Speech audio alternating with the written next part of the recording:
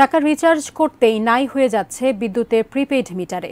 মাসের শুরুতে যাই হোক, মাস শেষে রীতিমতো গলা কাটা বিল গুনে দিশেহারা অনেক গ্রাহক। কিন্তু এমন বেশি বিলের কারণটা কি? কারিগরি ত্রুটি নাকি অন্য কোনো ঘাপলা? জাগছে সেসব প্রশ্ন। উত্তর খুঁজেছেন সাজেদা সুইটি। ওষুধ ব্যবসায়ী মোহাম্মদ শিহাব আগারগাঁও তালতলা মুক্তি হাউজিংয়ে আছেন 7-8 বছর ধরে, কিন্তু প্রিপেইড মিটার ব্যবহার শুরুর পর এবারের মতো বিল আগে কখনো গুনতে হয়নি। 1000 টাকা পার্থক্য মানা যায়, কিন্তু 4-5 হাজার টাকা পার্থক্য এটা তো আর মানা যায় না।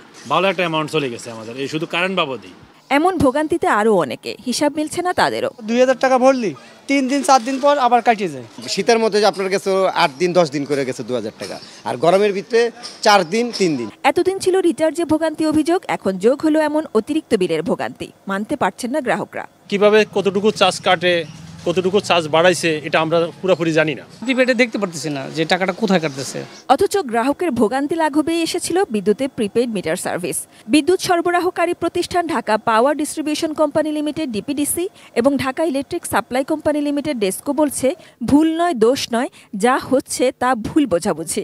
রিসেন্টলি খুবই গরম গেল, খুবই গরম গেছে। এখানে যার এসি কেনার সামর্থ্য ছিল না সেও হয়তো লোন করে এসি কিনেছে, ব্যবহার করছে সমানে, কাজে বিলটা গরমে বেশি আসবে, এটা স্বাভাবিক। রিসেন্ট যে রেটটা চেঞ্জ হয়েছে সেটার জন্য একটা ইফেক্ট আসবে।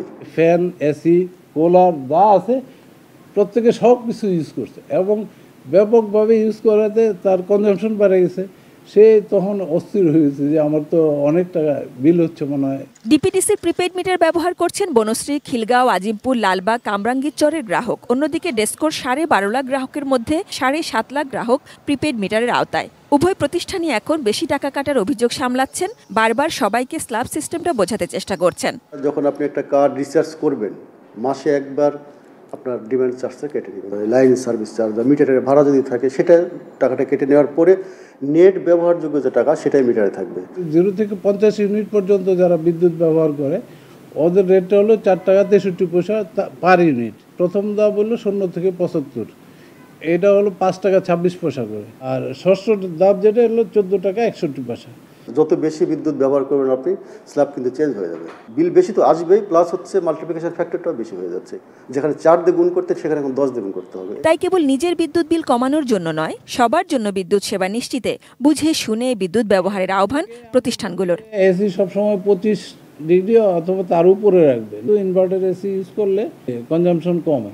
ইকুইপমেন্ট ব্যবহারের ক্ষেত্রেও আপনাকে একটু সচেতন হবে। কম যেটা পাওয়ার কনজিউম হয়, যেমন এলইডি লাইট পাওয়া যাচ্ছে আজকাল, খুবই কম পাওয়ারে ভালো আলো দেয়। বিদ্যুৎটা কম ব্যবহার করে আমি সাজেস্ট করবো 200 নিচে আসতে বা 300 নিচে আসতে, তাহলে কিন্তু ফ্লেক্সিবল থাকবে। প্রতিদিন কত ইউনিট আপনি বিদ্যুৎ ব্যবহার করেন আর এটার এগেনস্টে আপনার কত টাকা কাটছে, এটা কিন্তু কাস্টমার নিজে ঘরে বসেই আমাদের অ্যাপস দিয়ে দেখতে পারে। Sajeda Sweety, ATN News, Dhaka.